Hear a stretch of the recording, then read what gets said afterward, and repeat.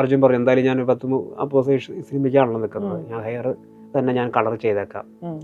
നമ്മൾ white colour തന്നെ ചെയ്തു. അത് സിനിമ കഴിഞ്ഞിട്ടാണ് പിന്നെ പഴയ രൂപത്തിലാക്കിയത്. ചെന്ന ദിവസം തന്നെ രാജു ചോദിച്ചു, ഇത് ശരിയാവില്ലേ നാളെ? തമാശയ്ക്ക് ചോദിക്കുന്നത്. ഞാൻ വളരെ സീരിയസ് ആയിട്ട് പറയാം, നാളെ ഓക്കെ, പക്ഷെ ഇത് ശരിക്കും ശരിയാവുന്നത് ഈ സിനിമയുടെ അവസാനത്തെ ദിവസത്തെ മേക്കപ്പ് ആയിരിക്കും. തിരിച്ചറിയാതെ ആക്കുക എന്നുള്ളത് മേക്കപ്പാണ്, പക്ഷെ അതല്ല നല്ല മേക്കപ്പ്. നമുക്ക് അറിയാനും പറ്റണം, പക്ഷെ എന്താണ് വ്യത്യാസം എന്ന് അറിയാനും പാടില്ല. നമുക്കൊരു ആർട്ടിസ്റ്റിനെ കണ്ടു കഴിഞ്ഞാൽ നമുക്കൊരു മിനിമം ഒരു സീനിൽ കഴിഞ്ഞിട്ടായിരിക്കണം നമുക്ക് മനസ്സിലാവേണ്ടത് ഇയാളായിരുന്നു എന്നുള്ളത്. അതല്ലാതെ സിനിമ തീരണ വരെ മനസ്സിലാക്കാതെ പിന്നെ വല്ല വീഡിയോയിലോ മാഗസീനിലോ കാണുമ്പോൾ ഇന്നാളായിരുന്നു, അത് മേക്കപ്പ് അല്ല. പ്രത്യേകിച്ച് ഈ ഒട്ടും മേക്ക് ഓവറും താല്പര്യമില്ലാത്ത ആളുകളാണ് പകതൊക്കെ. അങ്ങനെ ഒരു ഏജോ അല്ലെങ്കിൽ വേറൊരു വിഗ് വയ്ക്കുക അല്ലെങ്കിൽ വേറൊരു രൂപത്തിലേക്ക് ആവുക എന്ന് പറഞ്ഞാൽ അവർക്ക് വലിയ താല്പര്യമില്ലാത്ത കാര്യമാണ്. അപ്പം അങ്ങനെ ഒരാളെ നമ്മൾ ഈ സമ്മതിപ്പിച്ചെടുക്കുക അല്ലെങ്കിൽ നമ്മൾ ചെയ്യുന്ന ഒരു വർക്ക് അല്ലെങ്കിൽ അത് അവർ മിററിൽ കണ്ടിട്ട് അത് ഓക്കെ ആക്കുക എന്ന് പറഞ്ഞാൽ അത് ഒത്തിരി ബുദ്ധിമുട്ടുള്ള കാര്യമാണ്. ഹലോ, നമ്മുടെ കൂടെ ഇന്ന് ജോയിൻ ചെയ്യുന്നു രഞ്ജിത്ത് അമ്പാടി. രഞ്ജിത്തേട്ടാ, വെൽക്കം ടു മൈ ഷോ. ഏറ്റവും പുതിയ വിശേഷം തലവര അല്ലേ? തലവരയിലെ മേക്കപ്പ് കണ്ടിട്ട് ഞങ്ങൾ തന്നെ അന്ന് വിട്ട കൊന്ത പോലെ ഇരിക്കുകയാണ്. അപ്പം പറയൂ, തലവരയിലെ മേക്കപ്പിൽ ഏറ്റവും വലിയൊരു ചലഞ്ച് എന്തായിരുന്നു? ചലഞ്ച് എന്ന് പറഞ്ഞാൽ നമ്മുടെ മലയാള സിനിമ അല്ല, അങ്ങനെ ഒരു സബ്ജക്റ്റ് നമ്മൾ കേട്ടിട്ടില്ല. പിന്നെ അങ്ങനെ സബ്ജക്റ്റ് മഹേഷ് പറഞ്ഞപ്പോൾ തന്നെ ഇങ്ങനത്തെ ഒരു മേക്ക് ഓവർ, ഇത് നമ്മൾ നേരത്തെ, അതായത് ഇങ്ങനെ ഒരു സബ്ജക്റ്റ് അല്ല, ഇങ്ങനത്തെ ഒരു ക്യാരക്ടർ നമ്മൾ മാലിക് എന്ന സിനിമയിൽ അപ്പാനി ശരത്തിന് വേണ്ടിയിട്ട്, അത് 2 സീന് വേണ്ടി, അതൊരു ഗസ്റ്റ് റോള് കൂടിയാണ്. പിന്നെ നമ്മളത് ആദ്യം ഫിക്സ് ചെയ്ത ക്യാരക്ടറും ആർട്ടിസ്റ്റ് വരായിരുന്നു. അപ്പം അന്ന് ഈ അപ്പാനി അല്ലെങ്കിൽ നമ്മൾ അങ്ങനെ രജിസ്റ്റർ ആവണം, അപ്പാനി അല്ല, അത് ആര് ചെറിയൊരാൾ ചെയ്താൽ പോലും രജിസ്റ്റർ ആവണമെന്ന് മഹേഷ് പറഞ്ഞ സ്ഥിതിക്ക് എന്നൊരു ഡിഫറെൻറ്റ് ലുക്ക് കൊടുക്കണം, അങ്ങനെ ഒരാളെ നമ്മൾ കാണണം എന്നുള്ള രീതിയിൽ അങ്ങനെ ആലോചിച്ചപ്പോഴാണ് നമുക്ക് അങ്ങനത്തെ ഒരു മുഖത്ത് പാടൊക്കെ ഉള്ളത്. അപ്പം നമ്മൾ ഓൾറെഡി ഇങ്ങനെയുള്ള ആളുകളൊക്കെ നേരത്തെ കാണുമ്പോഴൊക്കെ നമ്മളിങ്ങനെ മനസ്സിൽ കൊണ്ടുനടക്കും, ഇങ്ങനെ ഒരു രൂപം നമുക്ക് ഒരു സിനിമയിൽ ചെയ്യാം. ഇത് മാത്രമല്ല പല അപ്പം ഇതൊക്കെ ഇങ്ങനെ മനസ്സിൽ കിടക്കുന്നുണ്ട്. അപ്പം ഇത് നമ്മൾ മുൻകൂട്ടി ചെയ്തിട്ടില്ല. പിന്നെ ഒരു ത്രൂ ഔട്ട് ഒരു സിനിമയിൽ ഒരു ക്യാരക്ടർ ഇത് ചെയ്താൽ എങ്ങനെ ആയിരിക്കും, പിന്നെ ഇതിൻ്റെ ഒരു കണ്ടിന്യൂറ്റി നമുക്ക് മെയിൻറ്റെയിൻ ചെയ്യണം. അപ്പം ഇത് ഈ പ്രശ്നങ്ങളൊക്കെ ഉണ്ട്. അപ്പോഴാണ് ഈ മാലിക്കിന് നമുക്ക് അപ്പാനിക്ക് അങ്ങനെ ഒരു ട്രയൽ നോക്കണം, പോലെ 2 സീനിൽ ചെയ്തു. അത് ഏകദേശം നമുക്ക് വർക്കൗട്ടായി. കുറേ പേര് നമ്മൾ ആ സിനിമ കണ്ടിട്ട് ഒരുപാട് പേര് ആ ക്യാരക്ടറെ കുറിച്ച് മേക്കപ്പിനെ കുറിച്ചൊക്കെ ചോദിച്ചു. അപ്പോൾ നമുക്ക് അതിൻ്റെ പ്രശ്നങ്ങൾ മനസ്സിലായി. അതായത് ഈ 2 സീനിന് വേണ്ടി ചെയ്യുന്നതും ഇനിയിപ്പോൾ ഒരു വലിയ സിനിമയ്ക്ക് ചെയ്യുമ്പോഴുള്ള ബുദ്ധിമുട്ടും പ്രശ്നമൊക്കെ അന്നേ നമ്മൾ നോട്ട് ചെയ്തു. അത് കഴിഞ്ഞാൽ വീണ്ടും കുറേ വർഷം കഴിഞ്ഞിട്ട് ഇങ്ങനൊരു സബ്ജക്റ്റ് നമുക്ക് ചെയ്യാമെന്ന് പറയുന്ന മഹേഷ് എൻ്റെ പേര് പറയും. ഞങ്ങൾ അപ്പം തന്നെ ഇപ്പോൾ ഇതിൻ്റെ ഒരു ക്യാരക്ടർ എങ്ങനെയാണെന്ന് അറിഞ്ഞപ്പോൾ തുടങ്ങി നമ്മളിതിനൊരു നമ്മുടെ ടീം തന്നെ ഞങ്ങളൊരു ലുക്ക് ടെസ്റ്റ് ചെയ്യും. പിന്നെ മനസ്സിലായി ഇത് അർജുനെ പോലത്തെ ഒരു സ്കിൻ ടോണുള്ള ആൾക്ക് ചെയ്താൽ എങ്ങനെയായിരിക്കും. പിന്നീട് ആ ലുക്ക് ടെസ്റ്റ് തന്നെ ഞങ്ങൾ അങ്ങനെ ഒരു സെയിം ടോണിലുള്ള എൻ്റെ കൂടെ തന്നെ വർക്ക് ചെയ്യുന്ന ഞങ്ങളുടെ ഒരു സഹപ്രവർത്തകയ്ക്ക് ഞങ്ങൾ ചെയ്തു. അങ്ങനെ ഏകദേശം ഞങ്ങൾക്കൊരു ഐഡിയ കിട്ടിയത് എന്ത് ടോൺ എന്ത് ഉപയോഗിക്കുക, അല്ലെങ്കിൽ ഈ ടോൺ വന്നാൽ എന്തായിരിക്കും അതിൻ്റെ റിസൾട്ട് എന്നുള്ളതൊക്കെ അങ്ങനെ ഒരു മുൻകൂർ ഒരാഴ്ച വെറുതെ ഇരിക്കുന്ന സമയങ്ങൾക്ക് ട്രയൽ ചെയ്തു. അത് ഭയങ്കര കുറച്ച് എളുപ്പമായി. അതിനുശേഷമാണ് നമ്മൾ വീണ്ടും അർജുനിലേക്ക് ഒരു ലുക്ക് ടെസ്റ്റ് പോകുന്നത്. പിന്നെ കളർ മാത്രമല്ല, നമുക്ക് ഇതിൻ്റെ ഒരു എവിടെയൊക്കെ ഏതൊക്കെ വലിപ്പത്തിൽ അതിൻ്റെ മാർക്കുകൾ എങ്ങനെ ആയിരിക്കണം. പിന്നെ ഇതിനെക്കുറിച്ച് നമ്മൾ ഒരുപാട് ഇങ്ങനെ ഈ അസുഖം വന്നാലും ഇങ്ങനത്തെ ഉള്ള ആളുകളെ കുറേ മീറ്റ് ചെയ്തിട്ടുണ്ട്. അല്ലാതെ നമുക്ക് അറിയാം കുറേ പേരെ. പിന്നെ നമ്മൾ കുറേ സെർച്ച് ചെയ്തു. അപ്പോഴൊക്കെ ഈ സ്കിന്ന് കളർ മാറുക മാത്രമല്ല, അവിടെ വരുന്ന ഇവരുടെ ഹെയർ ഗ്രോത്ത്, അതിൻ്റെ ലെങ്ത്ത്, പിന്നെ അതിൻ്റെ കളറ്, അത് വൈറ്റ് ആയിരിക്കും. അങ്ങനെ പല ടൈപ്പുകൾ നമ്മൾ റിസർച്ച് ചെയ്ത് നോക്കി. അവസാനമാണ് നമുക്ക് അങ്ങനെ തന്നെ ചെയ്യാമെന്ന് പറഞ്ഞ് പിന്നെ നമുക്കിത് ഡെയിലി ഇതിൻ്റെ ഹെയറിൽ കളർ ചെയ്യുക.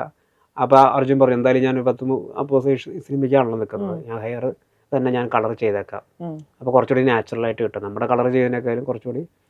അങ്ങനെ നമ്മൾ ഈ സ്കെച്ച് ആ മാർക്ക് വരുന്ന സ്ഥലത്തൊക്കെ നമ്മൾ ആ ഹെയറിൽ താടിയുടെയും ഈ ഐബ്രോസൊക്കെ നമ്മൾ വൈറ്റ് കളർ തന്നെ ചെയ്തു. അത് സിനിമ കഴിഞ്ഞിട്ടാണ് പിന്നെ പഴയ രൂപത്തിലാക്കിയത്. പിന്നെ ഇതിൻ്റെ ഒരു പ്രശ്നം നമുക്ക് ഇതിൻ്റെ ഒരു കണ്ടിന്യൂറ്റി മെയിൻറ്റെയിൻ ചെയ്യുന്നുള്ളതാണ്. കാര്യം നമ്മളിതൊരു ലുക്ക് ടെസ്റ്റിന് ഒരു ഫൈനലായിട്ടില്ലായിരുന്നു. നമ്മൾ ഏത് രൂപത്തിൽ കളറൊക്കെ ഫിക്സ് ചെയ്തു, ഏത് രൂപത്തിൽ വേണം, എവിടെയൊക്കെ വേണം എന്നൊക്കെയുള്ള രീതിയിൽ, സ്കിൻ എവിടെയൊക്കെ പുറത്ത് കാണുന്നു, അതിനുള്ളൊരു കോസ്റ്റ്യൂമൊക്കെ പറഞ്ഞു. അപ്പോൾ ഇതിൻ്റെ കണ്ടിന്യൂറ്റിക്ക് വേണ്ടിയാണ് പിന്നെ നമ്മൾ കാര്യം ഇത് ഡെയിലി ചെയ്യാൻ വേണം.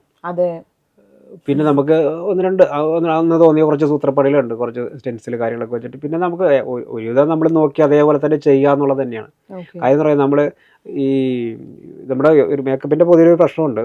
എന്തെങ്കിലും ഒരു ഗെറ്റപ്പോ അല്ലെങ്കിൽ ഒരു മേക്ക് ഓവർ ചെയ്ത് കഴിഞ്ഞാൽ അത് തന്നെ നമ്മൾ ഫോട്ടോസ് നോക്കി ചെയ്തുകൊണ്ടിരുന്നു കഴിഞ്ഞാൽ അത് വീണ്ടും താഴേക്ക് പോകുള്ളൂ. അതെയോ? അത് ഒരിക്കലും ബെറ്റർ ആവില്ല. കാര്യം നമ്മൾ ആ കണ്ടിന്യൂറ്റി മാത്രം നോക്കിയിരിക്കും. അതെ. അപ്പൊ നമ്മൾ ആദ്യത്തെ ദിവസം ചെയ്തത് തന്നെ ആയിരിക്കുള്ളൂ ഈ അവസാനത്തെ ദിവസം ചെയ്തുകൊണ്ടിരിക്കുന്നത്. അപ്പൊ ഞാൻ പഠിച്ചൊരു കാര്യമാണ്. അപ്പൊ ശരിക്കും പറഞ്ഞാൽ അത് ഇവരെ നമ്മൾ ബോധിപ്പിക്കാൻ വേണ്ടി മാത്രം, അതായത് കണ്ടിന്യൂറ്റി കറക്റ്റാണ്, കണ്ടിന്യൂറ്റിക്ക് വ്യത്യാസം വരില്ല. ഈ പറയുന്ന നമ്മൾ ഓരോ സീൻ ബൈ സീൻ ബൈ കാണുമ്പോൾ അത് പ്രശ്നം വരില്ല.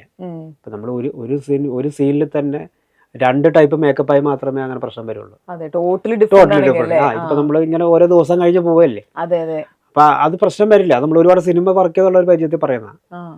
അപ്പൊ ഞാൻ അതുകൊണ്ട് നമ്മൾ ഈ ഫോട്ടോ നോക്കി ചെയ്യുന്നു എന്നുള്ള രീതിയിൽ പറയുള്ളൂ. അതിപ്പോ എല്ലാ മേക്ക് ഓവർ ചെയ്യുമ്പോഴും അങ്ങനെയാണ്. പക്ഷെ നമുക്കറിയാം ഇന്നലെ ചെയ്തതിനേക്കാളും ബെറ്റർ ആക്കണം, ഇന്നലെ ചെയ്തതിന് ഇന്ന പ്രശ്നങ്ങളുണ്ട്, ആ പ്രശ്നങ്ങളൊന്നും ഇവർക്ക് കണ്ടുപിടിക്കാൻ പറ്റില്ല. അത് നമ്മളിങ്ങനെ ഇരുന്ന് കണ്ട്, അല്ലെങ്കിൽ അങ്ങനെ ഒരു മേക്കപ്പ് ആർട്ടിസ്റ്റ് അല്ലെങ്കിൽ അതിന് വേണ്ടി മാത്രം നോക്കിയാൽ മനസ്സിലാവുള്ളൂ. അപ്പൊ അത് ശരിക്കും നമ്മൾ സ്ഥിരമായിട്ട് ചെയ്യുന്നൊരു വഴികളാണ്. അപ്പൊ അങ്ങനെ ശരിക്കും പറയാം, നമ്മൾ ഈ നാടുജീവിതത്തിലൊക്കെ നമ്മൾ ഫസ്റ്റ് ചെന്ന ദിവസം തന്നെ ഞങ്ങൾ ജോർദാനിൽ അപ്പോൾ ലുക്ക് ടെക്സ്റ്റൊക്കെ നമ്മളൊരു ട്രയലൊക്കെ ചെയ്തെന്നുള്ളൂ, ഫൈനലായിട്ടില്ല. അപ്പോൾ നമുക്കറിയാലോ ഇതെന്താണെന്നുള്ളതൊക്കെ മനസ്സിൽ കണ്ട് ചെന്ന ദിവസം തന്നെ രാജു ചോദിച്ചു, ഇത് ശരിയാവില്ലേ നാളെ? തമാശയ്ക്ക് ചോദിക്കുന്നത്. ഞാൻ വളരെ സീരിയസ് ആയിട്ട് പറയാം, നാളെ ഓക്കെ, പക്ഷെ ഇത് ശരിക്കും ശരിയാവുന്നത് ഈ സിനിമയുടെ അവസാനത്തെ ദിവസത്തെ മേക്കപ്പ് ആയിരിക്കും എന്ന് പറയും. പക്ഷെ ഇവരത് ടെൻഷനായി. അപ്പോഴാണ് വിളിച്ച് സാറിന് വിളിച്ച് പറഞ്ഞു, സാർ ഇത് ഏറ്റവും അവസാനം ശരിയാണെന്നാണ് പറഞ്ഞത്.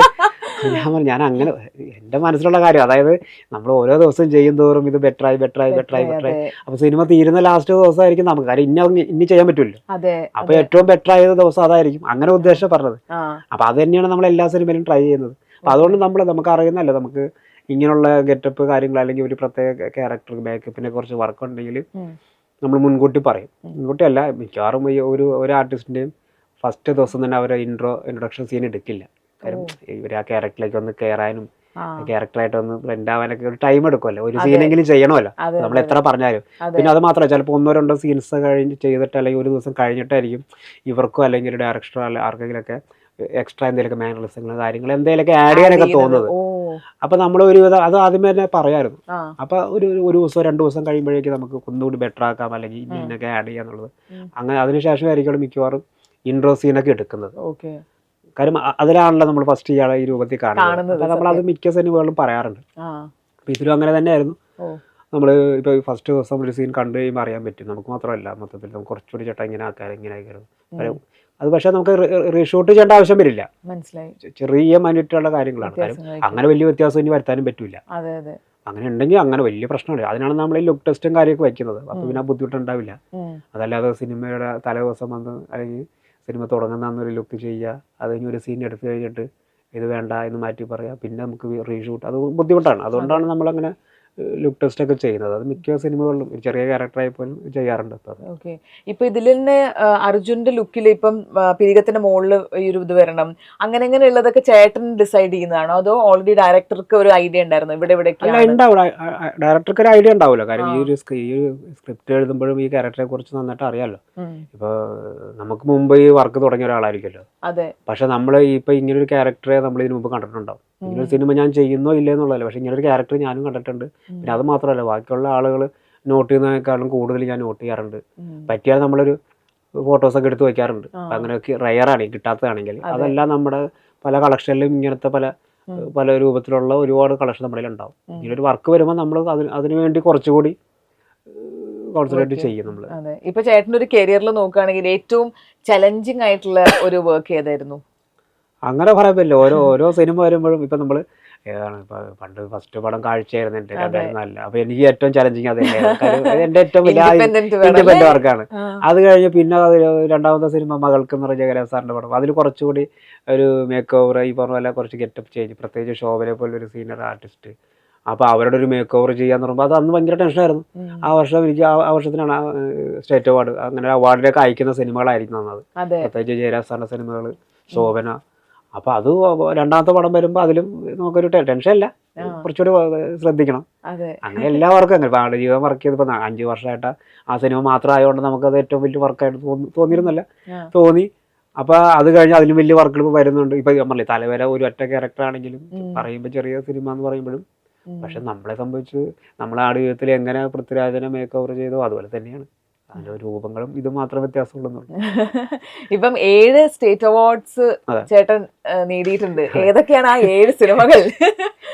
2004 മകൾക്ക് ജയരാജ് ചെയ്തോളം, 2008 തിരക്കഥ രഞ്ജിത്തേട്ടനും പ്രിയാമണി, 2009 രഞ്ജിത്തേട്ടൻ തന്നെ പാലേരി മാണിക്യം, അതിനുശേഷം 2016 ടേക്ക് ഓഫ്, 2019 ഹെലൻ, 2021 ആർക്കറിയാം ബിജു മാനേജറിന്റെ, 2023 ആടുജീവിതം. അടിപൊളി.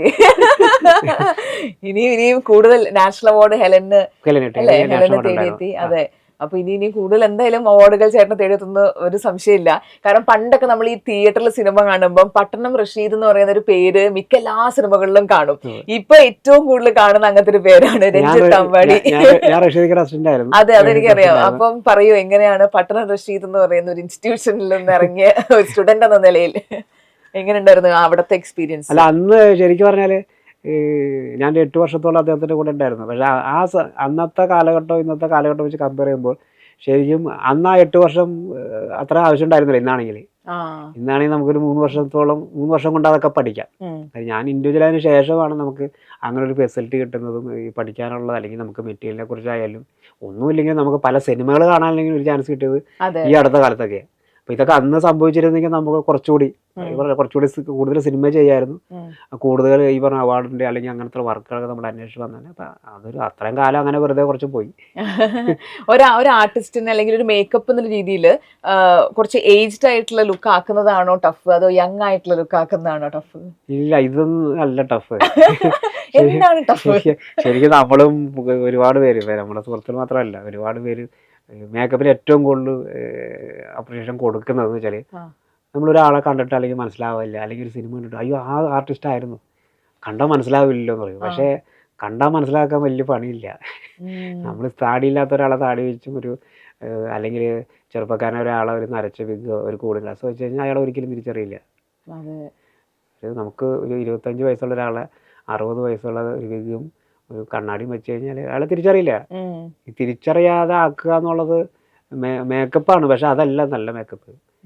നമുക്ക് അറിയാനും പറ്റണം, പക്ഷെ എന്താണ് വ്യത്യാസം അറിയാനും പാടില്ല. നമുക്കൊരു ആർട്ടിസ്റ്റിനെ കണ്ടു കഴിഞ്ഞാൽ നമുക്കൊരു മിനിമം ഒരു സീരിയൽ കഴിഞ്ഞിട്ടായിരിക്കണം നമുക്ക് മനസ്സിലാവേണ്ടത് അയ്യോ ഇയാളായിരുന്നു എന്നുള്ളത്. അതല്ലാതെ സിനിമ തീരണവരെ മനസ്സിലാക്കാതെ പിന്നെ വല്ല മീഡിയയിലോ മാഗസീനിലോ കാണുമ്പോ ഇന്നാളായിരുന്നു അത് മേക്കപ്പ് അല്ല.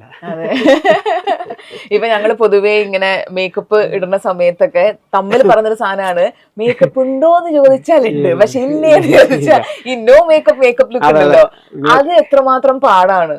അതെ, അതായത് മേക്കപ്പിന്റെ ഫീൽ ഇല്ലാതെ മേക്കപ്പ് ചെയ്യുക എന്നുള്ളതാണ് ഏറ്റവും വലിയ. അത് ബുദ്ധിമുട്ടാണ്. കാര്യം ഈ നമ്മളൊരു മിക്ക ഡയറക്ടേഴ്സും പറയുന്നത് നല്ല നമുക്ക് സ്കിൻ ടോൺ, പ്രത്യേകിച്ച് ഞങ്ങളൊക്കെ വർക്ക് ചെയ്യുന്ന സിനിമകൾ കൂടുതലും ബ്ലിസാർ അല്ലെങ്കിൽ അങ്ങനത്തെ ഉള്ള ആളുകളൊക്കെ ചെയ്ത ശ്രമിച്ച് ഇപ്പോൾ അധികം മേക്കപ്പ് ആരും ചെയ്യുന്നില്ല. എന്നാലും ഈ സ്കിൻ ടോൺ പിടിക്കാന്ന് പറയും. സ്കിൻ ടോൺ നമ്മൾ പിടിക്കുക എന്ന് പറഞ്ഞു കഴിഞ്ഞാൽ ആ സ്കിൻ ടോണിന്റെ മുകളിൽ നമ്മൾ എന്ത് അപ്ലൈ ചെയ്താലും ആ ടോൺ കവറാവും. അതാണ് ചെയ്യുന്നത്. അപ്പം അതാണ് ബുദ്ധിമുട്ട്. അത് നമുക്ക് നമുക്കൊരു സ്കിൻ പ്രൊട്ടക്ഷൻ കൊടുക്കുകയും വേണം, ഈ സ്കിൻ ടോൺ പോകാനും പാടില്ല. അത് ഈ പറഞ്ഞ ഒരു മേക്കപ്പ് ആർട്ടിസ്റ്റിന്റെ ഒരു കളർ സെൻസ് ആണ്. അയാൾ തീരുമാനിക്കണം എന്ത് കളറാണ് അല്ലെങ്കിൽ എന്താണ് പ്രൊഡക്റ്റ് നമുക്ക് ഉപയോഗിക്കേണ്ടതെന്നുള്ളത്. അല്ലാതെ നമുക്ക് ഷോപ്പുകളിൽ കിട്ടുന്ന മെറ്റീരിയൽ മാത്രം കെട്ടിയിട്ട് കാര്യമില്ല. അതിൽ നമ്മളൊരു കളർ ഉണ്ടാക്കിയെടുക്കാന്നുള്ള. ഓക്കെ, ഇപ്പം ചേട്ടൻ ബാക്കിയുള്ള ഈ ഫീൽഡിൽ നിന്ന് നിൽക്കുന്ന പല ആളുകളുടെയും വർക്കുകൾ പല സിനിമകൾ കാണുന്നുണ്ടാവും. അപ്പൊ അങ്ങനെ ഇപ്പൊ അടുത്ത് കണ്ടതിൽ ഇത് കൊള്ളാലോ എന്ന് തോന്നിയ ഏതെങ്കിലും ഒരു പെട്ടെന്ന് മനസ്സിലേക്ക് വരുന്ന ഒരു സിനിമ, ഒരു മേക്കപ്പ് ആർട്ടിസ്റ്റ് ഏതായിരിക്കും? ഉണ്ട്.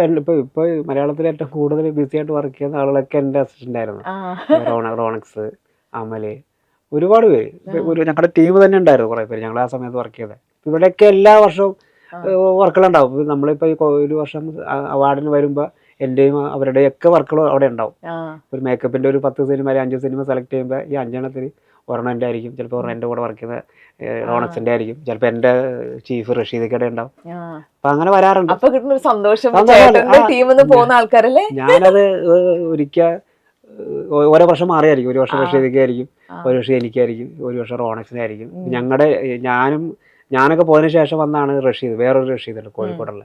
ഒരു റഷീദിന് ഒരു വർഷം ഉണ്ടായിരുന്നു, റഷ്യനൊക്കെ അപ്പോൾ ഞാൻ എല്ലാം ഞാൻ 3-4 ജനറേഷൻ അതൊക്കെ. ആ അപ്പോൾ ഒരു വർഷം ഇങ്ങനെ അടുപ്പിച്ച് കിട്ടിക്കഴിയുമ്പോൾ ഞാൻ തന്നെ ഒരു പോസ്റ്റ് ഇട്ടു. ഞാൻ റഷീദിക്ക് അയച്ചു കൊടുത്തത് ആർ വീണ്ടും ആർ എന്ന് പറഞ്ഞു. അതായത് ഒരു വർഷം റഷീദ്, പട്ടണം റഷീദ് ആർ, രണ്ടാമത് രഞ്ജിത്ത് ആർ, വീണ്ടും റോണക്സ് ആർ, വീണ്ടും കോഴിക്കോടുള്ള റഷീദ്. അപ്പോൾ ഞാൻ വീണ്ടും എന്നാൽ ഇപ്പം എന്നുള്ള സിനിമയുടെ ഒരു ട്രെൻഡാണ്. അപ്പോൾ അതിൻ്റെ ഒരു പോസ്റ്ററൊക്കെ വെച്ചിട്ട് ഞങ്ങൾ ഇതിപ്പോൾ ആർക്ക് കിട്ടിയാലും ഇല്ലെങ്കിലും ഇതെല്ലാവർക്കും അറിയാം. ഇപ്പം എൻ്റെ അടുത്ത് വയ്ക്കും, ബോസിലെ മറ്റേ നിങ്ങളുടെ സിനിമ ഉണ്ടായിരുന്നില്ലേ, അത് ഏത് വർഷം സെൻസർ ചെയ്തത്, നമുക്ക് അങ്ങോട്ടും ഞങ്ങൾ ഡിസ്കസ് ചെയ്യും. ഇപ്പോൾ കഴിഞ്ഞ വർഷത്തെ അവാർഡിന് ഞാനിപ്പോൾ ഈ ആടിന് കഴിഞ്ഞിട്ട് 1-2 വർഷം തമിഴ് തെലുങ്ക് പരിപാടിയൊക്കെ ആയിരുന്നു. അപ്പം ശരിക്കും ഈ വർഷത്തെ അല്ലെങ്കിൽ കഴിഞ്ഞ വർഷത്തെ അവാർഡിന് പോകുന്ന സിനിമകളിൽ മലയാള സിനിമ നമ്മുടെ ഇല്ല. അപ്പോൾ ഉള്ളത് ഇപ്പോൾ നമ്മുടെ തന്നെ ടീമിൻ്റെ തന്നെയാണ്. ഇപ്പം ഭ്രമയോഗമൊക്കെ ഉണ്ടാവും. ഭ്രമയോഗം ഞങ്ങളുടെ കൂടെ ഇറക്കിയത് റോണക്സ് ആണ്. അപ്പൊ ഞങ്ങളുടെ ടീം ഉണ്ട് എപ്പോഴും. ചേട്ടൻ പണ്ടൊരു ഇന്റർവ്യൂല് ഞാൻ പറഞ്ഞ കേട്ടിട്ടുണ്ട്, ഇപ്പൊ മാലിക് എന്ന് പറയുന്ന സിനിമ അതിന് ചേട്ടൻ വർക്ക് ചെയ്തതും അത് തിയേറ്ററിൽ വന്നിരുന്നെങ്കിൽ ആ ബിഗ് സ്ക്രീനിൽ നമ്മളൊരു മേക്കപ്പ് കാണുന്നതും OTT എന്ന് പറയുമ്പോൾ നമ്മളിപ്പം ഫോണിലോ അല്ലെങ്കിൽ TV-ലൊക്കെ അല്ലേ നമ്മൾ കാണുക. അപ്പൊ ഈ മേക്കപ്പ് ശരിക്കും നമ്മൾ കറക്റ്റ് കാണാന്നുള്ളത് തിയേറ്റർ റിലീസ് തന്നെയാണോ? അതെ അതെ അതെ അതെ. അത് മേക്കപ്പ് മാത്രമല്ല, ഇപ്പൊ എല്ലാവർക്കും അങ്ങനെയാണല്ലോ. എല്ലാ ഡിപ്പാർട്ട്മെന്റും അല്ലെങ്കിൽ നമ്മളെല്ലാ ഡിപ്പാർട്ട്മെന്റും എല്ലാ ടെക്നീഷ്യന്മാരും കൂടി ചെയ്ത ഒരു പ്രോഡക്റ്റ് അല്ലെങ്കിൽ ഒരു സിനിമ അതൊരു വലിയ സ്ക്രീനിൽ കണ്ടാലേ നമുക്കത് അതിൻ്റെ റിസൾട്ട് കിട്ടുള്ളൂ. ഇപ്പം നമ്മളെ തന്നെ നമുക്ക് ചെറിയൊരു കണ്ണാടി കാണുന്നതും ഒരു വലിയൊരു കണ്ണാടി കാണുമ്പോൾ അല്ലേ നമുക്കൊരു ഭംഗി, കാര്യം നമുക്ക് അറിയാം എന്താന്നുള്ളത്. അതെ. ഇപ്പൊ മാലിക്കിന്റെ വർക്കിനെ പറ്റി പറയോ? അതിൽ ഈ പറഞ്ഞ പോലെ ഫഹദിനെ ഏജ്ഡ് ആക്കിയുള്ള ഫഹദിനെ നമ്മൾ കണ്ടു, യങ് ആയിട്ടുള്ള ഫഹദിനെ കണ്ടു. അപ്പൊ ആ ഒരു വർക്ക് പറയോ?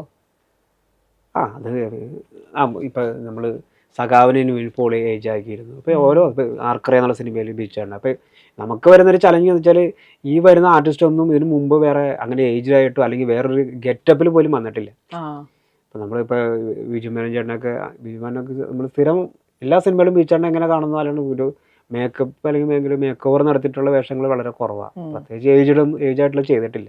അപ്പം അങ്ങനെയുള്ള ക്യാരക്ടർ അങ്ങനെയുള്ള ആർട്ടിസ്റ്റുകളാണെന്ന് അറിയുമ്പോൾ നമുക്ക് കുറച്ചുകൂടെ ഇൻട്രസ്റ്റ് ഉണ്ടാവും വർക്ക് ചെയ്യാൻ. പിന്നെ അത് മാത്രമല്ല കുറച്ചൊരു ടെൻഷൻ ഉണ്ടാവും, കാര്യം ഇത് ഇൻട്രസ്റ്റ് മാത്രം പോരല്ലേ, ഇത് ആൾക്കാർ കാണണമല്ലോ. അത് കാര്യം സ്ഥിരമായിട്ട് വയസ്സായിട്ടൊരു അല്ലെങ്കിൽ അങ്ങനത്തെ ഒരാളാണെങ്കിൽ കുഴപ്പമില്ല. ഇപ്പം മമ്മൂക്കൊക്കെ ആണെങ്കിൽ നമ്മൾ പല രൂപത്തിലും പലതിലും കണ്ടിട്ടുണ്ട്. അപ്പോൾ അതൊരു വലിയ ചാലഞ്ചിങ് ചെയ്യുന്നവർക്കോ കാണുന്നവർക്കോ പെട്ടെന്ന് തോന്നില്ല. പക്ഷെ ഇവരെ പോലുള്ള ചെയ്യാത്ത ആളുകളാകുമ്പോൾ നമുക്കതൊരു ഭയങ്കര ചലഞ്ചാണ്. പ്രത്യേകിച്ച് ഈ ഒട്ടും മേക്ക് ഓവറും താല്പര്യമില്ലാത്ത ആളുകളാണ് ഫഹദൊക്കെ.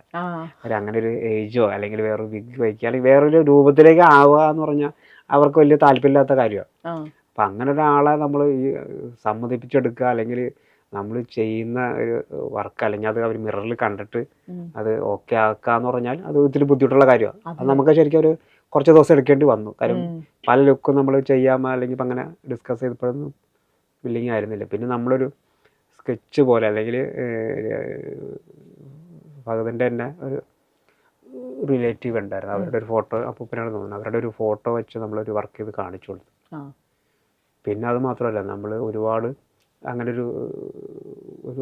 ആഡ് ചെയ്തിട്ടുള്ള, അതായത് ഒരു വിഗോ കാര്യങ്ങൾ അങ്ങനെ ഒരുപാട് മേക്കപ്പ് എഫക്റ്റ് കൊടുക്കാതെ എങ്ങനെ ഏജ് ആക്കാന്നുള്ളൊരു തീരുമാനത്തിലെത്തിയിട്ടാണ് നമ്മൾ വർക്ക് ചെയ്തത്. അത് ഈ പറഞ്ഞ പോലെ ശരിക്കും വയസ്സായ ഒരു ലുക്ക് ഉണ്ടായിരുന്നു എന്നുള്ളതാണ്. നമ്മൾ പറഞ്ഞ പോലെ ഫഹദിന് ഇതുവരെ അങ്ങനത്തെ ഒരു ലുക്കിൽ നമ്മൾ കണ്ടിട്ടുമില്ല. അപ്പൊ അത് ഈ ഇപ്പോഴാണ് ഞാൻ ആലോചിക്കുന്നത് നിങ്ങൾക്ക് വലിയൊരു ചലഞ്ചിങ് ആയിട്ടുള്ള നമുക്ക് പറഞ്ഞ ഒരാളെ പ്രായം പറയില്ല, നേരത്തെ പറഞ്ഞ പോലെ ഒരു ഭയങ്കര വയസ്സായ നിൽക്കുന്ന ഒരു കണ്ണാടി അല്ലെങ്കിൽ മുഖത്ത് നിറച്ച് ചുളിവുകൾ ഇങ്ങനെയൊക്കെ പറഞ്ഞ് നമ്മൾ ചെയ്തു കഴിഞ്ഞാൽ ചിലപ്പോൾ ആളെ തിരിച്ചറിയില്ല. അതെ, നമ്മൾ പറഞ്ഞിട്ടായിരിക്കണം തിരിച്ചറിയേണ്ടത്. ആ ഒരു മേക്ക് ഓവർ നമുക്ക് താല്പര്യമില്ല, നമുക്ക് ആർക്കും അങ്ങനെ താല്പര്യമില്ല. എപ്പോഴും ഒരു സിനിമയിലേക്ക് എപ്പോഴാണ് ഒരു മേക്കപ്പ് ആർട്ടിസ്റ്റ് എൻട്രി ആവുന്നത്? തുടക്കത്തെ ഡിസ്കഷൻ മുതലേ ഉണ്ടോ? അല്ല, അത് ചില ടീമുകൾ ഉണ്ടാവുമല്ലോ. ഇപ്പം ഞാൻ ബ്ലെസ് സാറിൻ്റെ എല്ലാ വർക്കും ചെയ്യുന്നുണ്ട്. അപ്പോൾ ആ ടീമിലില്ലെങ്കിൽ പോലും ഈ ചില സിനിമകൾ എഴുതുമ്പോഴോ ചില ക്യാരക്ടർ മനസ്സിൽ കാണുമ്പോഴോ അവർ വിചാരിക്കുമല്ലോ ഇതിപ്പോൾ എന്തായാലും മേക്കപ്പ് ചെയ്യണത്, ഇത് മേക്കപ്പ് ചെയ്യാൻ ഒരാൾ വേണം. അപ്പം അങ്ങനെ ചില സിനിമകൾ എഴുതുമ്പോഴോ അല്ലെങ്കിൽ ചില സ്ക്രിപ്റ്റ് റൈറ്റർ നമുക്ക് ഒരു പരിചയം ഉണ്ടാവില്ല, അവരുടെ മനസ്സിൽ ചിലപ്പോൾ നമ്മുടെ പേരൊക്കെ വരും ആദ്യം. ഈ പറയുന്ന അങ്ങനെ ഈ പറയുന്ന പോലെ അങ്ങനത്തെ വർക്കുകൾ ചെയ്ത ആളുകളുടെ ലിസ്റ്റ് ചിലപ്പോൾ എടുക്കുമായിരിക്കും. ചിലപ്പോൾ നമുക്ക് പരിചയമുള്ള ആളാണെങ്കിൽ ആദ്യമേ തന്നെ നമ്മുടെ എഴുത്ത് തുടങ്ങുമ്പോൾ പറയും നമ്മുടെ ഒരു സബ്ജക്റ്റ് ഉണ്ട്, നിങ്ങളുടെ ആയിരിക്കും വർക്ക് വേണ്ടത്. അതങ്ങനെ ഒരുപാട് പേര് നമ്മൾ സിനിമ തുടങ്ങുന്നതിന് മുമ്പ് പല ഡയറക്ടേഴ്സിൻ്റെ അടുത്ത് പറഞ്ഞിട്ടുണ്ട്, എൻ്റെ ഒരു സിനിമയുണ്ട്, മേക്കപ്പിന് നല്ല പണിയുണ്ടെന്ന് ആദ്യമേ പറയും. അപ്പൊ ആ സമയം തൊട്ട് ചിലപ്പോൾ നമ്മൾ അവരുടെ കൂടെ ഉണ്ടാവും അങ്ങനെയുള്ള സിനിമകൾക്ക്. സ്ക്രിപ്റ്റ് ഒക്കെ അപ്പം ചേട്ടൻ മുന്നേ വായിക്കും അല്ലേ? അങ്ങനെ സിനിമ ആകുമ്പോൾ നമ്മൾ പല കാസ്റ്റിംഗ് നടക്കുന്നില്ല. ഇപ്പൊ മെയിൻ ക്യാരക്ടർ അല്ലാതെ തന്നെ പല കാസ്റ്റിംഗോ ചിലപ്പോൾ പ്രൊഡ്യൂസർ പോലും ആയി കാണില്ലേ, അങ്ങനെയുള്ള നമ്മൾ ഇവരുടെ കൂടെ ഉണ്ടാവും.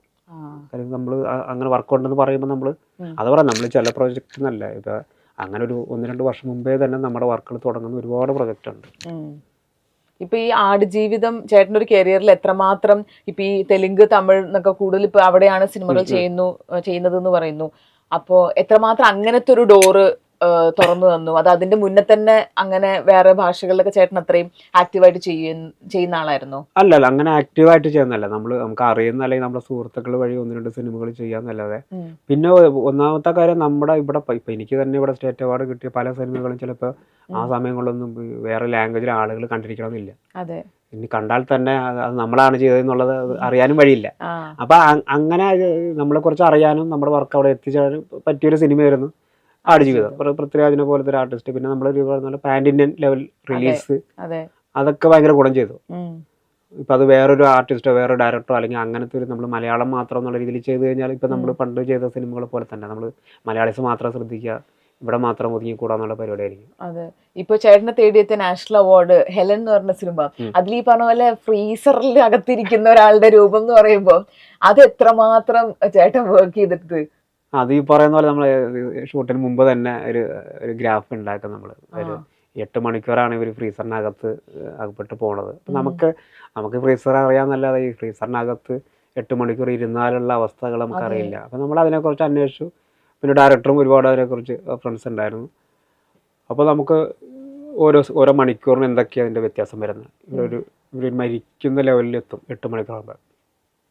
ആ സ്റ്റേജ് എന്താണ്, ഇതൊക്കെ നമ്മൾ നേരത്തെ ഡിസ്കസ് ചെയ്ത് പിന്നെ നമ്മൾ പിന്നെ ലുക്ക് ടെസ്റ്റ് തുടങ്ങി കഴിഞ്ഞപ്പോൾ നമുക്ക് ഈ ഓരോ മണിക്കൂറത്തെ വ്യത്യാസം നമുക്ക് അറിയണില്ല. ഗ്രാജുവലായിട്ട് പോകുമ്പോൾ നമുക്ക് സ്ക്രീനിൽ അത് അറിയുന്നില്ല. അപ്പം നമ്മൾ അതിന് വേണ്ടി കുറച്ചുകൂടി കൂട്ടി, അതായത് ഇപ്പോൾ റിയലായിട്ട് നമുക്ക് ഒരു സ്കിന്നിന് എന്താ സംഭവിക്കുക എന്നുള്ളത് നമ്മൾ കുറച്ചുകൂടി കൂട്ടി കാണിച്ചാലേ നമുക്ക് ഫ്രെയിമിൽ അത് വർക്കൗട്ട് ആവുന്നുള്ളൂ. അപ്പോൾ നമ്മൾ അങ്ങനെ ചെയ്തപ്പോൾ നമ്മളൊരു 3-ാമത്തെ 4-ാമത്തെ മണിക്കൂർ 4-ാമത്തെ സ്റ്റേജ് എത്തുമ്പോഴേക്കും ഇതിനൊക്കെ ഒരു മേക്കപ്പ് ഫീൽ വന്നു തുടങ്ങി. അപ്പോഴേക്കും ഒരു ഫൈനൽ സ്റ്റേജ് ആകുമ്പോഴേക്കും നമ്മളിത് കാണിക്കാൻ വേണ്ടി വലിയ മേക്കപ്പ് ചെയ്യേണ്ടി വരും. അപ്പോൾ നമുക്കത് മനസ്സിലായപ്പോൾ തന്നെ ഒരു 2-3 സ്റ്റേജ് ആയപ്പോഴേക്കും നമ്മൾ ഡയറക്റ്റായിട്ട് ഡിസ്കസ് ചെയ്ത്. അപ്പോൾ എനിക്ക് തോന്നി ഇവരിങ്ങനെ ഗ്രാജുവലായിട്ട് കൂട്ടിക്കൊണ്ടിരിക്കുക, അങ്ങനെ കൂടണമല്ലോ. നമ്മളൊരു കാര്യം, നമുക്കിത് ഈ ലാസ്റ്റ് മണിക്കൂർ ഇവരുടെ അവസ്ഥ എന്താണെന്നുള്ളത് നമുക്ക് ഫൈനൽ ഫിക്സ് ചെയ്യാന്ന് പറഞ്ഞു. ഇവരുടെ മരണത്തോടടുക്കുന്ന അങ്ങനെ അത് ചെയ്തു ആദ്യം. അത് ചെയ്തിട്ട് അതിൽ നിന്ന് റിവേഴ്സ് പോകും. അപ്പോൾ നമുക്ക് എളുപ്പമായി നമുക്ക് ആ വ്യത്യാസം മനസ്സിലായി. അത് ശരിക്കും നമ്മൾ അങ്ങനെ ആ സമയത്ത് തോന്നിയുണ്ട്. അതല്ലെങ്കിൽ നമ്മൾ നേരെ തിരിച്ചാ ചെയ്തിരുന്നെങ്കിൽ ഈ കാണുമ്പോൾ എല്ലാവരും പറയും ഭയങ്കര മേക്കപ്പ് എന്ന് തന്നെ പറയും. നമുക്കത് കാണിക്കാതിരിക്കാനും പറ്റില്ല. അത്രത്തോളം കാണിച്ചാൽ മാത്രമേ നമുക്ക് വ്യത്യാസം അറിയുള്ളൂ.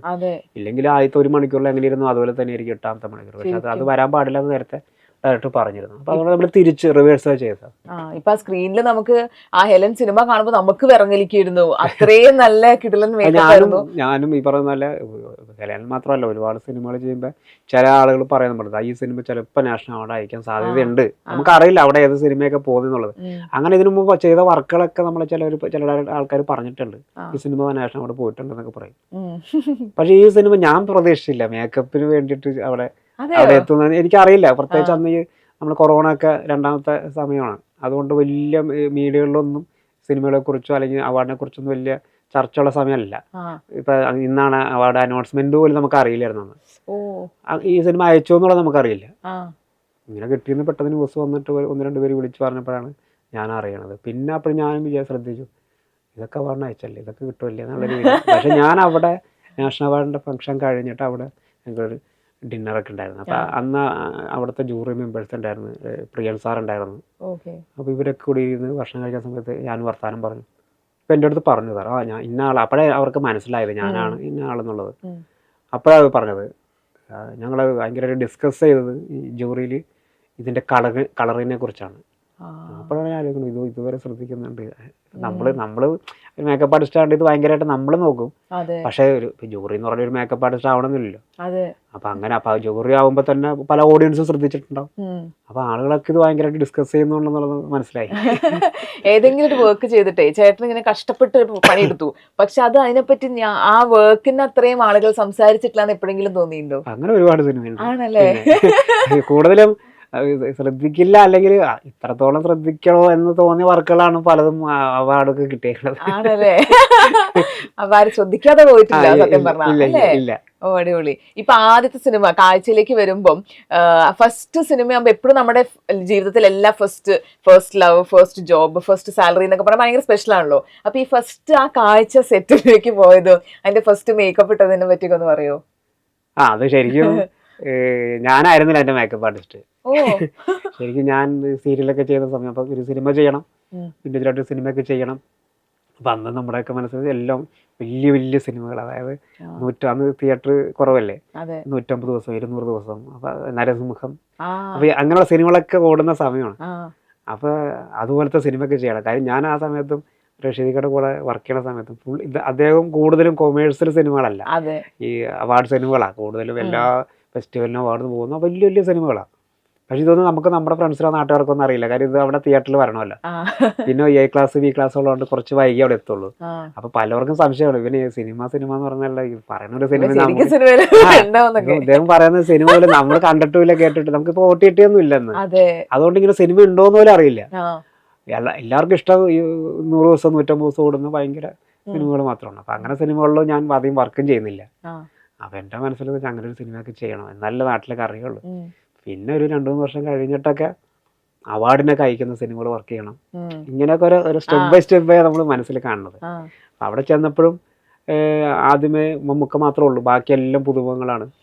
അന്നും ഈ പറഞ്ഞ പോലെ ഇങ്ങനെ സിനിമ എന്ന് പറഞ്ഞാൽ ആ റിലീസിന് മുമ്പൊന്നും അങ്ങനെ അറിയില്ല, നമുക്ക് അഭിനയിക്കുന്നു മാത്രമേ ഉള്ളൂ. അപ്പൊ പലർക്കും സംശയമുണ്ട് ഇനി നമുക്ക് ഗസ്റ്റ് റോൾ ആയിരിക്കുമോ, അങ്ങനെ ആയിരിക്കും ചിലപ്പോൾ, അങ്ങനത്തെ ഒരു ടോക്ക് ഉണ്ടായിരുന്നു. അപ്പൊ ഞാനും സിനിമ തുടങ്ങുന്നതിനും എനിക്കും വലിയ പിടുത്തമില്ലായിരുന്നു.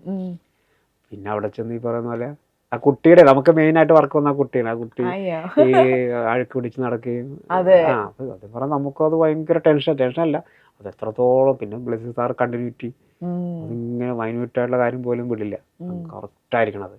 അതുകൊണ്ട് ഭയങ്കര ടഫ്. ശരിക്കും പറഞ്ഞാൽ അങ്ങനത്തെ ഒരു സ്കൂളിൽ നിന്ന് തുടങ്ങിയോണ്ട് നമുക്ക് ബാക്കി സിനിമകൾ ഭയങ്കര എളുപ്പമായി. അതെ. അപ്പൊ നിങ്ങൾ ശരിക്കും മേക്കപ്പിന്റെ കണ്ടിന്യൂറ്റി എങ്ങനെ ആക്ച്വലി നോക്കുക? നിങ്ങൾ അതിന്റെ മുന്നേ ഫോട്ടോ എടുത്ത് വെക്കുക, അങ്ങനെയാണോ? ഉണ്ട്. ഇപ്പൊ അന്ന് നമ്മൾ ഫസ്റ്റ് ദിവസം തന്നെ പ്രിന്റ് ഒക്കെ എടുത്ത് വെക്കും. ഇപ്പോ ഏതെങ്കിലും ഒരു സിനിമയിൽ വർക്ക് ചെയ്യുന്ന സമയത്ത് ചേട്ടന്റെ ഒരു ഇൻപുട്ട് ഏതെങ്കിലും മേക്കപ്പിൽ വന്നിട്ടുണ്ടോ? ഇങ്ങനെ ചെയ്യാമെന്ന് ഡയറക്ടർ എടുത്ത് പറഞ്ഞ്, ചിലപ്പോൾ ഒരു കമ്മലായിരിക്കാം, അല്ലെങ്കിൽ എന്തെങ്കിലും മുഖത്തുള്ളൊരു നമ്മള് ഇത് ശരിക്കും പറഞ്ഞാൽ ഈ സ്ക്രിപ്റ്റ് വായിക്കുമ്പോഴോ അല്ലെങ്കിൽ ഫസ്റ്റ് ഡിസ്കഷനിലോ ഒന്നും മേക്ക് ഓവർ അത്രത്തോളം ഉണ്ടാവില്ല. ക്യാരക്ടർ മാത്രമേ ഡിസ്കസ് ചെയ്യുള്ളൂ. പിന്നെയാണ് ആ ക്യാരക്ടറിന് എന്തൊക്കെ ചെയ്യാം, എങ്ങനെയൊക്കെ ചെയ്യാം എന്നുള്ളത് ഡിസ്കസ് നമ്മൾ അതാണ്. കുറച്ച് ഷൂട്ടിന് മുമ്പ് നമ്മൾ അതിന് പിറകെ നടക്കുകയാണെങ്കിൽ നമുക്ക് ഒരുപാട് ഇപ്പം ആടുജീവിതമൊക്കെ നമുക്ക് അത്രയും സമയം കിട്ടിയോണ്ട് അത്രയും നന്നാക്കാൻ പറ്റിയ. അതല്ലാതെ ഒരു 6 മാസം അല്ലെങ്കിൽ 3 മാസം കൊണ്ട് ഷൂട്ട് പ്ലാൻ ചെയ്ത് കഴിഞ്ഞാൽ നമുക്ക് ഇപ്പം ചെയ്തതിൻ്റെ പകുതി പോലും ചെയ്യാൻ പറ്റി. ഇപ്പോഴും നമുക്ക് ആ സിനിമ കാണുമ്പോൾ പലതും ചെയ്യാൻ തോന്നുന്നുണ്ട്. കുറച്ചുകൂടെ അങ്ങനെ ചെയ്യായിരുന്നു. പിന്നെ ഒരു ആടുജീവിതം വരുമ്പോൾ നമ്മൾ ചെയ്യുന്നത്. ഇപ്പൊ നിങ്ങളുടെയൊക്കെ പ്രിപ്പറേഷൻസ് എങ്ങനെയാ പൊതുവേ? ഒരു സിനിമ വരുമ്പോഴോ അല്ലെങ്കിൽ ഇപ്പൊ സിനിമ ഇല്ലാത്ത സമയത്തും അതിനുള്ളൊരു പ്രിപ്പറേഷൻ ഉണ്ടല്ലോ പാരലലി നടക്കുന്നേ? നമ്മൾ വേറെ ഒരുപാട് സിനിമകൾ കാണുക, ഇത് പറഞ്ഞ പല ആളുകളെ കാണുക, അതൊക്കെ നമുക്ക് ഒരു പ്രൊഫഷനാണ്. കാര്യം ഇപ്പൊ നമ്മൾ കാണാത്തൊരു രൂപങ്ങൾ കാണുമ്പോൾ നമുക്കത് മനസ്സിൽ മുട്ടിക്കും. ചിലപ്പോൾ അങ്ങനത്തെ സിനിമ നമ്മൾ കണ്ടിട്ടുണ്ടാവില്ല, അല്ലെങ്കിൽ അങ്ങനത്തെ ഒരു ക്യാരക്ടർ വന്നു കാണില്ല. അപ്പോൾ ചിലപ്പോൾ നമ്മൾ പല സ്ക്രിപ്റ്റിലും പല ക്യാരക്ടർ പറയണ സമയത്ത് നമ്മളിത് പറയും. ചിലപ്പോൾ ഇങ്ങനെ ഒരെണ്ണം അങ്ങനെ വന്നിട്ടില്ല, പ്രത്യേകിച്ച് ഇദ്ദേഹം അങ്ങനെ ഒരു ക്യാരക്ടർ ഇങ്ങനത്തെ ഒരു മേക്ക് ഓവർ ചെയ്തിട്ടില്ല, നമുക്ക് വേണമെങ്കിൽ പറയാം. ഇപ്പോൾ അയാളുടെ കണ്ണിൻ്റെ കളർ മാറ്റാം, ഹെയറിൻ്റെ സ്റ്റൈല് മാറ്റാം, ഹെയറിൻ്റെ കളർ മാറ്റാം, അങ്ങനെ പലതും നമ്മൾ ഡിസ്കസ് ചെയ്യാറുണ്ട്. അപ്പോൾ അതിൽ ബെറ്റർ ആണെന്ന് തോന്നുകയാണെങ്കിൽ ഡയറക്ടർ അത് എടുക്കും. അതിപ്പോൾ നമ്മളൊരു ശ്രദ്ധിക്കാതെ ഇപ്പോൾ വലിയ ഇമ്പോർട്ടൻസ് ഇല്ലാത്തൊരു ക്യാരക്ടറാണ്. ഇപ്പോൾ എന്താ പറയുക, നമ്മുടെ ഫ്രണ്ട്സൊക്കെ ആണെങ്കിൽ നമ്മൾ പറയും, എടാ നീ ഇങ്ങനെ എല്ലാ സിനിമയിലൊക്കെ ചെയ്തേക്കണേ, എല്ലാം ഒരുപോലെയാണ് ഇരിക്കണേ. അപ്പോൾ വലിയ ഇമ്പോർട്ടൻസ് ഇല്ലെങ്കിൽ പോലും നമ്മൾ പറഞ്ഞത് മാറ്റും. പക്ഷെ അതിന് ഗുണമെന്ന് വെച്ചാൽ ഈ ഒരു 3-4 പേർക്ക് നിൽക്കണ കൂട്ടത്തിൽ ഇദ്ദേഹത്തെ ശ്രദ്ധിക്കും.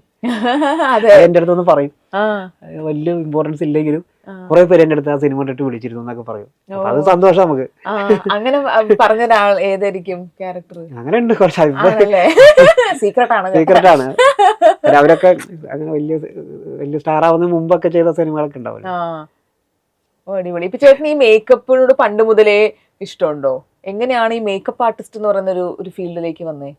പണ്ട് മുതലേ ഇഷ്ടമാണെന്ന് വെച്ചാൽ ശരിക്കും ഇപ്പോഴും ഇഷ്ടം കൂടിയാ. അതെയോ? കാര്യം ഇനിയിപ്പോ മേക്കപ്പിൽ രണ്ടുപേരെ പണിയറിയാം. നേരത്തെ ആണെങ്കിൽ നമ്മൾ വേറെ എന്ത് ശരിക്കും പറഞ്ഞ ഒരു ജോലി എന്നുള്ള രീതിയിൽ വന്നതാ. നമ്മള് ശരിക്കും പറഞ്ഞാൽ ഞാൻ അങ്ങനെ ഒരു ആർട്ടിസ്റ്റോ ഒരു പടം വരയ്ക്കുന്ന ആളൊന്നല്ല. നമ്മള് ഒരു ജോലി എന്നുള്ള രീതിയിൽ ഇതിലോട്ട് പോന്നു. പിന്നെ നമ്മൾ ഇൻഡിവിജ്വലായിട്ടൊക്കെ ഒരു വർക്കൊക്കെ ചെയ്തു. പിന്നെ പറഞ്ഞു ആദ്യത്തെ വർഷം തന്നെ നമുക്ക് സ്റ്റേറ്റ് അവാർഡ് കാര്യങ്ങൾ കിട്ടുക. അപ്പോഴാണ് നമ്മൾ കുറച്ചുകൂടി സീരിയസ് ആയിട്ട് നമ്മൾ ചിന്തിക്കുകയാണെങ്കിൽ ഇനി അവാർഡ് മേടിക്കാം. കാര്യം ആ പടത്തിൽ അവൾ ഒരിക്കലും അവാർഡ് കിട്ടാൻ വേണ്ടി ചെയ്ത സിനിമ ആയിരിക്കില്ല അത്. എൻ്റെ ആദ്യത്തെ രണ്ടാമത്തെ സിനിമയല്ലേ. ഒരു 5 വർഷം കഴിഞ്ഞിട്ടൊക്കെ അവാർഡ് സിനിമകൾ വർക്ക് ചെയ്യാന്നൊക്കെ തോന്നല്ല വർക്ക് ചെയ്യില്ല. അപ്പം നമ്മൾ വിചാരിച്ചു ഇത് നമ്മൾ ചിന്തിച്ച് അല്ലെങ്കിൽ നമ്മൾ ഇതിന് വേണ്ടി വർക്ക് ചെയ്ത് കഴിഞ്ഞാൽ നമുക്ക് നടപടിയാവും. അങ്ങനെയാണ് കുറച്ചുകൂടി സീരിയസ് ആയത്. ഓക്കെ. അപ്പൊ മേക്കപ്പിലേക്ക് വരാൻ ആഗ്രഹമുള്ള എത്രയോ പേര് നമ്മളെ കേൾക്കുന്നുണ്ടോ? അവരുടെ അടുത്ത് ചേട്ടൻ എന്താ പറയാനുള്ളത്? അല്ല, ഒരുപാട് ഇപ്പം നമ്മുടെ കൂടെ ശരിക്കും പറഞ്ഞാൽ ഇപ്പോഴും ഇപ്പോൾ ഒരു 2 വർഷം 3 വർഷത്തേക്കുള്ളൊന്നും എൻ്റെ കൂടെ ഒരാൾ നിൽക്കുന്നില്ല. കാര്യം അത് അപ്പോഴേക്കും ഒരു ഇൻഡിവിജ്വലായിട്ട് അവരെ ഓരോ വർക്കുകളായിട്ട് പോവുക. അപ്പം അങ്ങനെ ഒരുപാട് പേര് ഇപ്പോൾ ഒരു വർഷം തന്നെ ഒരു 8-10 പേര് കൂടുതൽ നമ്മുടെ കൂടെ ഇപ്പം ഉണ്ട്. 10 വർഷമായിട്ട് നിൽക്കുന്ന ആളുകൾ നമ്മുടെ കൂടെ ഉണ്ട്. ഓരോരുത്തർ ഞാൻ പറഞ്ഞ ചിലവർ ജോലിക്ക് വരുന്നതായിരിക്കും. ചിലവർ ഇപ്പോൾ വരുന്ന ഒരുപാട് പേര് പഠിച്ച് ജോലിയൊക്കെ കിട്ടി അതിൽ നിന്ന് ലീവ് എടുത്ത് അല്ലെങ്കിൽ അത് മാറ്റി ആ പ്രൊഫഷൻ മാറ്റി വെച്ചിട്ട് അങ്ങനെ വരുന്നവരുണ്ട്. അപ്പൊ അതൊക്കെ ഓരോ ഇൻട്രസ്റ്റ് അവർ താല്പര്യമല്ലേ. ചിലവർ ഇത് കണ്ടിന്യൂ ചെയ്യുന്നുണ്ട് കുറെ ആളുകൾ. ഇപ്പൊ സിനിമയിൽ തന്നെ കുറെ ഓവർ ദി ഇയേഴ്സ് കുറെ വ്യത്യാസങ്ങൾ വന്നല്ലോ. അതേപോലെ ഈ മേക്കപ്പ് ഇൻഡസ്ട്രിയിൽ എന്തൊക്കെ വ്യത്യാസങ്ങളാണ് വന്നിരിക്കുന്നത്? വ്യത്യാസം വൈകി ഞാൻ പറയുന്ന പോലെ നമ്മളൊരു പ്രൊഡക്റ്റിന്റെ അവൈലബിൾ കുറെ കിട്ടിയിട്ടുണ്ട്. പിന്നെ നമുക്ക് ഈ പറയുന്ന പോലെ നമ്മൾ പണ്ട് കാണാൻ പോലും സാധിക്കാത്ത സിനിമകളുടെ മേക്കിങ്ങും അതുപോലത്തെ അതിലുപയോഗിക്കുന്ന പ്രൊഡക്റ്റും അതേ റിസൾട്ട് നമുക്ക് ഇവിടെ കൊണ്ടുവരാൻ പറ്റില്ല. നമുക്ക് ഇപ്പോൾ ഓസ്കാർ കിട്ടുന്ന ഒരു സിനിമയ്ക്ക് അവരുപയോഗിച്ചത് മെറ്റീരിയൽ ഒക്കെ എല്ലാം ഇവിടെ കിട്ടും. അപ്പം അങ്ങനെ ഒരു സിനിമകളോ അല്ലെങ്കിൽ അങ്ങനെ ഒരു ഇപ്പോൾ പറയുന്ന പോലെ അവിടെയൊക്കെ ഒരാളല്ല, അവിടെ ഒരു മേക്കപ്പ് ആർട്ടിസ്റ്റ് ആയിരിക്കില്ല, ഒരു കമ്പനി ഒരു ടീമായിരിക്കും. ഇവിടെ അങ്ങനെയുള്ള സിനിമകൾ അത്രത്തോളം വലിയ സിനിമകൾ വളരെ കുറവാണ്. അപ്പോൾ നമ്മളിപ്പോൾ ഈ കങ്കുവ എന്നുള്ള സിനിമയൊക്കെ ചെയ്തു. അപ്പോൾ എൻ്റെ കൂടെ 55ഓളം പേരുണ്ടായിരുന്നു. അപ്പോൾ അതൊക്കെ നമ്മൾ ഒരാളെ ലീഡ് ചെയ്യുന്ന. അവിടെ അങ്ങനെ ആയിരിക്കില്ല. അത് ഓരോ വിഭാഗത്തിനും ഓരോ ടീമുണ്ടാവും. അപ്പം നമ്മളങ്ങനെ ടീമായി വരുന്നുണ്ട്. നമ്മളിങ്ങനെ വലിയ സിനിമകൾ ചെയ്ത് അങ്ങനെ ചെയ്യാൻ പറ്റുള്ളൂ. അതും ഇവിടെ അങ്ങനെ ഒരു സിനിമകൾ വന്നാൽ നമുക്കിപ്പോൾ ചെയ്യാം. അതെ. ഇപ്പൊ കങ്കുവ പറഞ്ഞപ്പോഴാണ് സൂര്യ എന്ന് പറയുന്ന ആക്ടർ എങ്ങനെ ഉണ്ടായിരുന്നു സൂര്യയുടെ കൂടെ വർക്കിംഗ്? വളരെ എന്താണ് ഭയങ്കര സിമ്പിളായിരുന്നു. സിമ്പിൾ മനുഷ്യനാണ്. ഈ പറയുന്ന പോലെ നമുക്ക് ഭയങ്കര അത്ഭുതമായിരുന്നു. നമ്മൾ കണ്ട അല്ലെങ്കിൽ നമ്മൾ പ്രതീക്ഷിച്ച തമിഴ് ഇൻഡസ്ട്രിയോ അല്ലെങ്കിൽ സൂര്യ ഒന്നുമല്ല. അത് നമ്മൾ പ്രത്യേകിച്ച് നമ്മുടെ ടീമിനൊക്കെ ഭയങ്കര ഹെൽപ്പായിരുന്നു. പുള്ളി വളരെ ഹെൽപ്പായിരുന്നു നമുക്ക്. നമ്മളെല്ലാരും കാത്തിരിക്കുന്ന കുറെ വർഷങ്ങൾക്ക് ശേഷം ലാലേട്ടനും മമ്മൂക്കയും വരുന്ന ഒരു സിനിമയില് ചേട്ടനാണ് മേക്കപ്പ്. അതിന്റെ വിശേഷങ്ങൾ എന്തൊക്കെയുണ്ട്? അതിന്റെ വിശേഷം അത് മാത്രം ഭഗതുണ്ട്, ചാക്കോച്ചനുണ്ട്. ഉണ്ട്. ഇപ്പൊ നമ്മളിപ്പോ ഒരു 5-6 അതിൽ കൊണ്ട് ഷെഡ്യൂൾ ചെയ്ത് ഇപ്പൊ അവസാന ഘട്ടത്തിലേക്ക് വന്നോണ്ടിരിക്കുകയാണ്. ഒരു അടുത്തൊരു മാസത്തോടു കൂടി ചിലപ്പോൾ ഷൂട്ട് കംപ്ലീറ്റ് ആവും. അത് വലിയൊരു എക്സ്പീരിയൻസാണ്. കാര്യം ഞാനാണ് ഈ സിനിമ വർക്ക് ചെയ്യുന്നത് അറിഞ്ഞതിന് ശേഷം ഒരുപാട് പേര്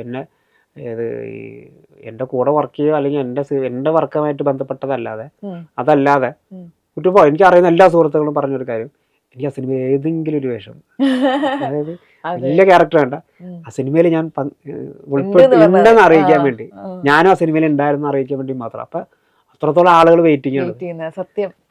ഇപ്പൊ ടെക്നീഷ്യന്മാർ മാത്രമല്ല, എൻ്റെ അടുത്ത് ഷൂട്ടിംഗ് ലൊക്കേഷൻ വന്നവര് എൻ്റെ അടുത്ത് പറഞ്ഞിട്ടുണ്ട്, അഭിനയിച്ചിലും കുഴപ്പമില്ല, ഇവിടെ ലൊക്കേഷൻ വരാൻ പറ്റില്ലോ എന്നുള്ള രീതിയിൽ. ആ പ്രൊജക്റ്റിലേക്കൊക്കെ വിളിക്കുമ്പോൾ ചേട്ടന് ഒരുപാട് സന്തോഷം തോന്നിയിട്ടുണ്ട്. പ്രത്യേകിച്ച് മഹേഷിന്റെ ടേക്ക് ഓഫ് മാലികൊക്കെ നമ്മുടെ ടീമാണ്. അപ്പൊ പ്രൊഡക്ഷനും ബാക്കി ആളുകളൊക്കെ നമ്മുടെ ആളുകളായിരുന്നു. പിന്നെ ഞാൻ ഈ ആടുജീവിതം കഴിഞ്ഞിട്ട് വേറെ വലിയൊരു സിനിമ അല്ലെങ്കിൽ മലയാളത്തിൽ ചെയ്യാതെ നിൽക്കുന്ന ഒരു സമയം. അപ്പൊ ശരിക്കും പറഞ്ഞാൽ എനിക്കൊരു റീ എൻട്രിയാ. നമ്മളൊരു 10 സിനിമ ചെയ്യുന്നതിനേക്കാളും ഇങ്ങനൊരു സിനിമ ചെയ്താൽ നമുക്കറിയാം. കാര്യം എല്ലാവരും ഉണ്ട് അതിനകത്ത്, എല്ലാവരും ഉണ്ട്.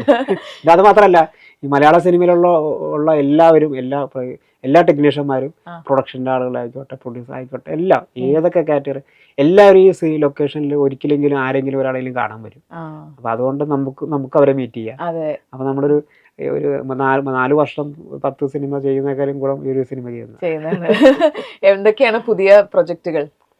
പുതിയത് ഇനി ബിഗ് പ്രൊജക്റ്റുകൾ തമിഴാണ്. ഓൾറെഡി തഗ് ലൈഫ് കഴിഞ്ഞിട്ട് അവരുടെ തന്നെ ഒരു പ്രൊഡക്ഷന് വർക്കുണ്ട്. പിന്നെ വെട്രിമാരൻ സാറിൻ്റെ ഇപ്പോൾ തുടങ്ങാൻ പോകുന്നു. പിന്നെ ഉള്ളത് കാളിയാനാണ്. അത് ഈ വർഷം ലാസ്റ്റ് തന്നെ അടുത്ത വർഷം ഉണ്ടാവും. ഓക്കെ. ഇതൊക്കെയാണ് ഇപ്പോൾ കമ്മിറ്റ് ചെയ്ത് വെച്ചിരിക്കുന്നത്.